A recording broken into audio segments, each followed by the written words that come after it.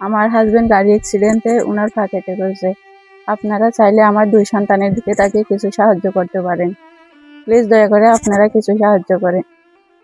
পরিবারের একমাত্র উপার্জনক্ষম ব্যক্তি যখন হাসপাতালের বিছানায়, তখন সেই পরিবারের ভবিষ্যৎ কতটা অনিশ্চিত হয়ে পড়ে, এটাই আজ বাস্তবতা।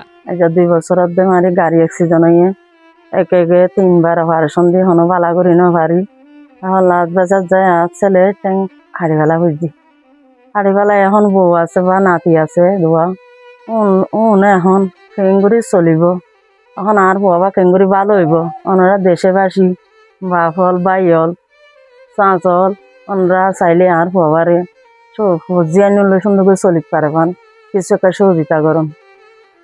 হাসান আর বাড়ি টেক পারা ওনারা ডুবমতো দোয়া আছে বাঁচি বললা ওনারা চাইলে আর বাঁচাতে পারিবেন।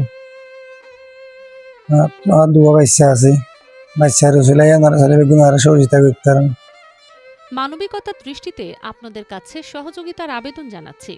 ঈদগাঁও উপজেলার ইসলামাবাদ ইউনিয়নের টেকপাড়া 1 নম্বর ওয়ার্ডের দিনমজুর হাসান মিয়া বর্তমানে গুরুতর অসুস্থ অবস্থায় হাসপাতালে চিকিৎসাধীন রয়েছেন। 7 সদস্যের পরিবারের একমাত্র উপার্জনকারী ছিলেন তিনি। তার পরিবারে রয়েছে 1 ছেলে 1 মেয়ে, একজন প্রতিবন্ধী ভাই এবং ডায়াবেটিসে আক্রান্ত বৃদ্ধ পিতা। 2 বছর আগে সড়ক দুর্ঘটনায় গুরুতর আহত হবার পর তার একটি পা কেটে ফেলতে হয়। চিকিৎসার ব্যয় বহন করতে গিয়ে পরিবার তাদের শেষ সম্বল ছোট্ট বসতভিটাটাও বিক্রি করে দিয়েছে। আজ সবকিছু হারিয়ে হাসান মিয়া জীবন বাঁচানোর জন্য সমাজের বিত্তবান, মানবিক ব্যক্তি এবং দেশ বিদেশে অবস্থানরত প্রবাসী ভাই বোনদের কাছে সহযোগিতার আবেদন জানাচ্ছেন। আপনার সাহায্য সহযোগিতায় বাঁচাতে পারে একটি জীবন, একটি অসহায় পরিবার। মানবিকতার হাত বাড়িয়ে দিন।